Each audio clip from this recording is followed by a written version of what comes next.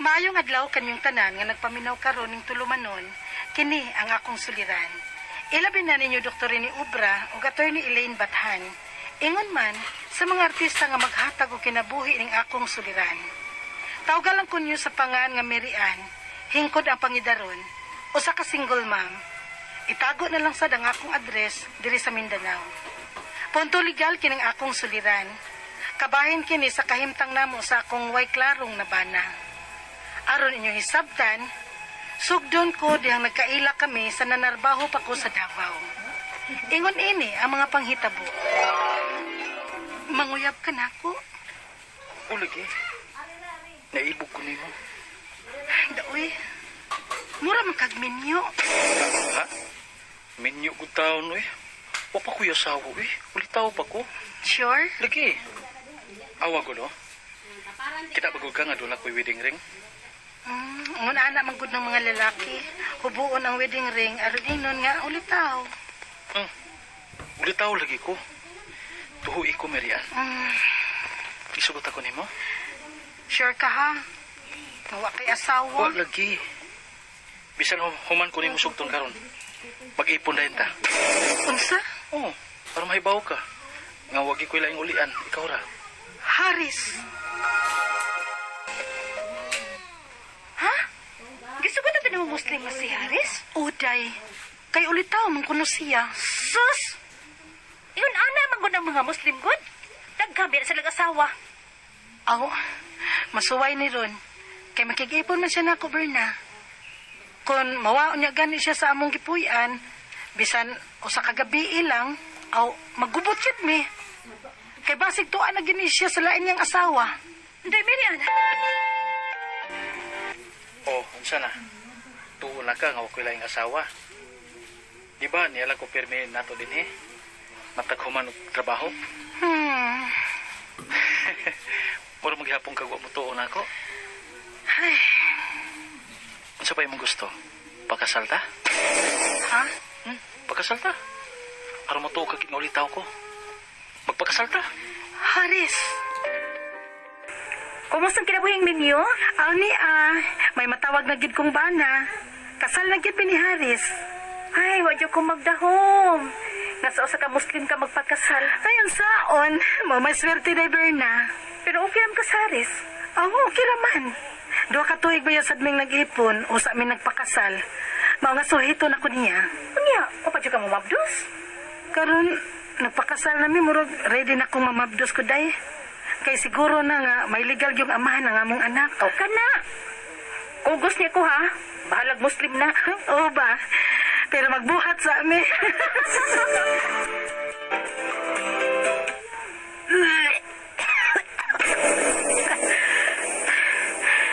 Murag mabdos na gid ko da. Kay pirmi namang maglain ang akong ginawaan. O kamatikod sad ko. Wala sa tuog ko rigla. Magduha na kabuan. Si Haris na tingalin eh. Sultihan ako siya sa pagduda. Nga mabdos na ko. Ikaw ang ikaduwa nga asawa ni Haris. Unsay ikaduhang asawa? Tungod kaya ako ang unang asawa. Unsa? Wa ko masayod nga may asawa di ay si Haris nga dito magtrabaho sa abroad, sa Saudi. Bantog ra nga nakalahutay gid siya og nagpuyo mi bisan wa mi makasalsod sa duha ka tuig. Og ako ra gyud iyang ulian. Kay wa di dinhi sa Pinas ang iyang asawa. Perting isuga sa iyang asawa.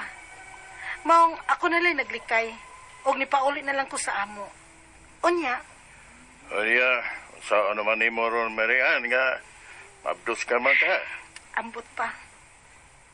Papa ko may baw. Mauna diha. Kay bugo ka mang mamilig laki. Kisa pa po nagtuo pa, oy. Nga dako dahil siyang menu si Haris. Nga sukat ba ya amo sa amo pa nagtipon? Dili lagi na siya nagulian ako. Timprano pa muli sa among bahay, sa among gipuyan, human sa trabaho. Oo, isa pa ba ini ang ulion nga tuwa mo diha sa Saudi ang iyang asawa ni Ana. Nailad ka sa lalaking Muslim, Marian. Pa. Ay, wala tayo mahimo ni Ana. Eh, mabos ka naman ka ha. Nga, niuli ka na sa ato. Ala, pagkatawhan na lang ng bata, ah. Pero ayaw hunungi o pangayog sustinto ang amahan ni Ana. Hangtod nga, mudako ang bata, ha? Pa. Maayo lang unta og tubago ni Haris. Hello. Ang iyang asawa. Hello, Mary Ann. Oh, Nahibaw ko ikaw. Nakabunbog ka ba ng cellphone sa ako ba? oh, Nanong nitawag ka pa, aron magsamo ka na mo? dawat ko na nga, ikaduha lang kong asawa ni Haris. Apan mo hangi lang unta ko ni Haris. Nga suportahan niya ang among anak. Kay mabdos na manggod ko nga ni ulit diri sa amo. Og siya ang amahan. Unsa sustento? Ikihatanuon mo? Gusto ka ikihata mong duha ni Haris? Mga priso pag-uwi mo. May umaabot na magyukahamong anak. Unsa man? Gusto ka? Ha? Kayang lubngan sa akong kinumo ang kusok na ina muslima. Talawan man din siyang matubang og responsibilidad. Tago mo siya saya siyang asawa. Nya pa. Unsaon man ni nato karon? O pagkatawhan ng bata. O human og kataw niya ng bata, ayaw lunghi ang ama ni Ana. Ipakita niya iyang anak og pasuportahan. Pa. Ayaw og to niya nang giikiha mo sa una niyang asawa. Kay kanang mga Muslim, pwede na sila upat ka asawa. Unsa? Nanganak na ko karon. O wa pa gyud nako mapakita sa iyang amahan ng akong anak tungod sa akong kahadlok sa among sitwasyon sa iyang amahan. Kay basin og tinud-on kong ipapriso sa iyang unang asawa. Ang ako mga pangutana mo kining mosunod, unang pangutana. Balido ba ang among kasal sa bana kong Muslim nga minyo o kasado man sabdiay siya sa laing babae? Ikaduha pangutana. May nag-ingon nga void kuno ang among kasal kay ikaduha na kong gipakaslan sa akong banang Muslim. Tinuod ba? Ikatulong pangutana. Magukod ba ko sa iyang asawa ana nga wa man ko mahibaw nga minyo ba di ay iyang bana niya? Unsa man say akong kaso? Ikaupat nga pangutana. May anak mi sa gipakaslan kong Muslim. Makapangayo ba ko og sustento sa iyang amahan? Musupak manggud ang iyang asawa? Ikalimaw katapusang pangutana. Tinuod ba nga ang Muslim pwedeng tag-upat ang asawa? Kung mao man gani na, so legal ko nga asawa. Palihog, tabangi og tambagi ko. Kini ang akong suliran, Mary Ann. Maayong adlaw mga sukintig paminaw, kini si Attorney Elaine Bathan og ako ang muhatag ninyo og tambag, tubag, solusyon sa inyong mga pangutana o problema kabahin sa punto legal, mga personal problems, problema ninyo sa inyong mga yuta, mga kabutangan, sa inyong relasyon, sa inyong kapikas, sa inyong mga official records of birth, marriage, nga mga problemas or mga marriage nga issues, problema na to sa ato ang kapuyo, sa ato ang ka-live-in, ayaw gyud mo kabalaka. Okay? Na ako, Attorney Elaine Bathan, nga muhatag og tambag anang inyong mga pangutana o problema. Okay? Punto. Legal, of course, karong adlaw. Marian, how are you, Marian? Taga-asa man ni si Mary Ann, waman mo sulti. Ay, taga Mindanao. No, mayong adlaw, kabalog yun ko nga pirti yun atong si Paa, kusuga din ha sa Mindanao. Ato ang mga kaigsunang Mindanawans, regards, no? Kumusta man mong tanan din ha? Uy, no, dugay-dugay na yun kung wala nakagawas, dugay-dugay na po kung wakalarga gawas sa Cebu. In fact, murag after March, no? Hangtod karon wa gyud ko kalarga og medyo madlo ko pag kumularga og maningkamot ko nga kung pwede di pa ko kalarga dili lang pero pohon-pohon no maningkamot gyud siguro ta nga kanang basin makahimo tag programa nga maka-meet and greet siguro ta pohon-pohon no isip pagbawi na to o pagpasalamat sa ato ang mga avid listeners ug ato ang mga sukintig paminaw sa kahanginan di ba basin ganahan mo ana let's see no pero for now atong tubagon ang pangutana ni Mary Ann from Mindanao naa siya'y nakaila nga Muslim nagpaila kini nga ulitaw mong iyang gisugot. Duha ka tuig silang nag-ipon pero wa pa sila nakasal. Aron pag siguro nga ulitaw gyud ni tuo man na kumbinser gyud siyang ulitaw kay sa iya baya mag-ulian, di ba? Kay napa nila ang mga obligasyon, basi di ni mo uli sila, pero wa man gid siguro siya nakita good nga lahi sa iyang mga akto, no? So nagpakasal sila, namabdo siya. Agoy, kanina usa ka adlaw na ay kalit nga nagpaila-ila nga unang asawa nga gipakaslan sa iyahang bana kay Muslim di ay unya sa abroad ang asawa, no? Sa lalaki sa iyahang Muslim, no? Dito di ay sa abroad ang asawa sa lalaki katong ipakaslan karon na uli na problema karon kay nanganak na si Mary Ann apan wala makasustento ang amahan sa bata kay di mo sugot ang unang asawa nga Muslim. Okay, assalamualaikum no sa ato ang mga kaigsuon ng Muslim. Ako ning paningkamutan og tubag although mangayo jud kog abiso kay ang kaning mga balaod sa Muslim lahi bangod ni sa balaod sa ordinaryo nga civil code na to mga sukintig paminaw naa man gud ni sila Sharia code unya wa man ko nagpractice og Sharia law. So pasin dili kaayo ni accurate ang ako ang mahatag nga tambag no og tubag segon sa imong mga pangutana. Okay, balido ba ang among kasal sa bana kung Muslim nga minyo og kasado man sa di ay siya sa laing babay? Now sa imong suwat wa man kamusulti kung unsay inyuhang unsay ninyo pagkasal. Ikasal ba ka simbahan or sa religious rights or civil? Now kung civil, ang akong pangutana ani giunsa pod niya pag-file og marriage license og marriage certificate ug unsa po'y mga detalye nga iyang gibutang dito. Namakak ba siya sa iyahang relihiyon? Og namakak ba siya nga single siya or minyo siya?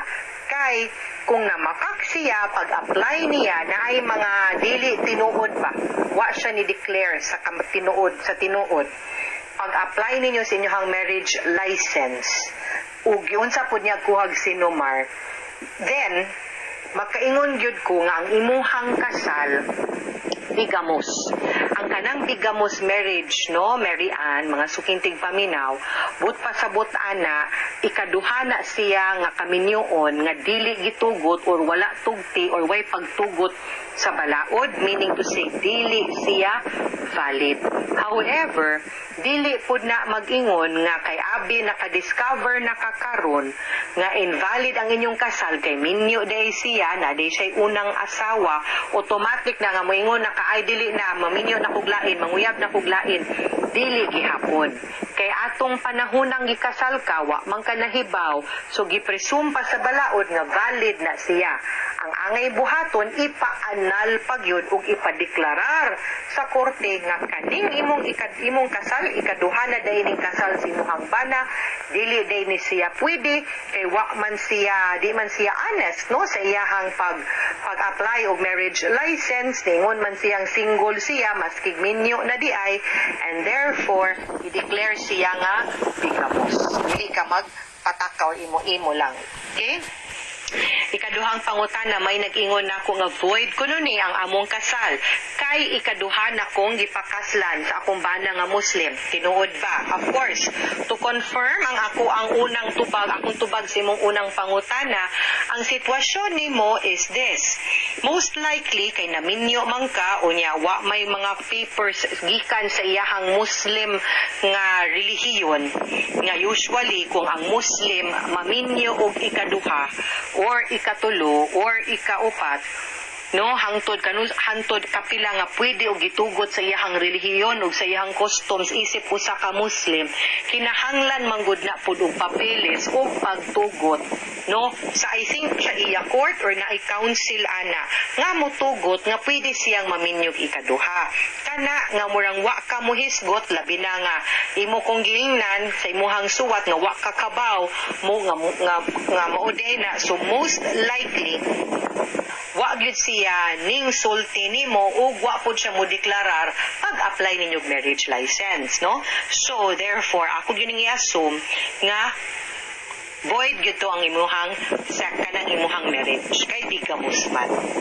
Ikatulong pangutana, magukod ko ba ang iyang asawa? Ana nga wala man kumahib, magukod ba ko sa iyang asawa? Nga wa man kumahibaw nga minyo na di ay ang iyang bana. Unsa man ang ako ang kaso. Okay.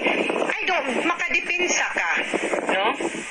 Na makadipinsa ka, makasturya ka og tarong og klaro, makasulti ka, no? Og unsa gyud angay ninyo nga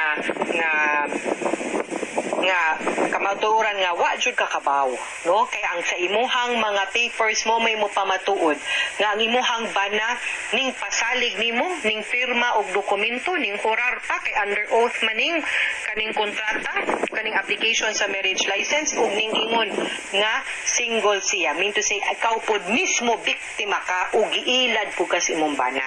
Ikaupat, may anak mi sa gipakaslan kong Muslim, makapangayo ba kog sustento sa iyang amahan? Musupak manggod ang iyang asawa.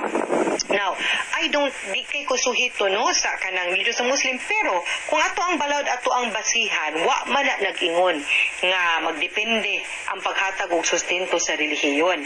Ang ato ang balaod kabahin sa suporta ngadto sa bata from the mother and the father is not dependent on the religion. Di pod siya magdepende kung ang asawa musugot ba, tungod kay ang balaod simple kaayo. Kung ikaw ang amahan anang bataa, kung ikaw ang inahan anang bataa, obligado mo nga musuporta ana niya. Obligado mo nga muhatag og child support ug ang bata na ay katungod nga mangayo og suporta sa iyang ginikanan. Dili mag-agad kung musugot ba ang iyahang asawa. Ikalima og katapusan, tinuod ba na ang Muslim pwede tag-upat ang asawa kung mauman gani na so legal sad ko nga asawa? Okay. I know and I am aware na sayod ko nga ang religion sa Muslim musugot, no? Nga more than one ang asawa. Ang ako ang nasabtan sad ana nga naapoy mga rules nga dapat sundon and dili pod na automatic sa tanang tao nga pwede maka-upat, tulo, upat og asawa. Ang akong nahibaw-an ana magdepende pod na kung maka-afford ba pod ang lalaki pag-sustener sa pipila ka asawa ug puhon pipila pod ka pamilya, no? Now, ang ako manggong concern sa imuha kani pag-apply niya og marriage license ug pagninyo ning follow ba siya siyang tradisyon isip usa ka Muslim. Kay kung ning follow siya ug musunod siya ana pwede man. Pero sa imo manggong istorya na kumingon kang wa kakibaw. So basin wa pud siya ning agi sa Muslim nga ministry or sa mga Muslim nga rights para unta tumahimong balido ang inyong kasal, no? Pero mas maayo siguro nga susihon nimo pwede ta mangutana na amang gid na all over, no, maski og asa ka labi na kay naa kag Mindanao na may mga imams nato din ha nga maka-direct nimo kung asa ka pwede mo dangop sa Sharia court, no, or kana mga practicing nga mga Sharia lawyers, mga Muslim brother lawyers nato para mo hatag nimo og mas tin-aw siguro nga advice whether pwede ba or matawag natong legal ang imuhang kasal ngadto sa imuhang bana nga pwede ba kang matawag legally as second wife para dili pug ka masamok nga makiha for bigamy or concubinage kay labi na nga wa man kakibaw og masayod nga minyo di ay sa unang asawa ang imuhang na bana nga Muslim. Okay? Mga sukintig paminaw, hinaot unta nga naamoy nakutlo na pagtulunan karong adlawa kini si Attorney Elaine Bathan. Daghan kaayong salamat sa inyong pagpaminaw sa atong tulumanon hangtod sa sunod nga sugilanon dinhi gapon sa tuang programa kini ang akong suliran gikan sa RMN Production Center Radyo mo nationwide. Tatak RMN, daghang salamat. Stay safe mga sukintig paminaw. Amping mo og maayong adlaw.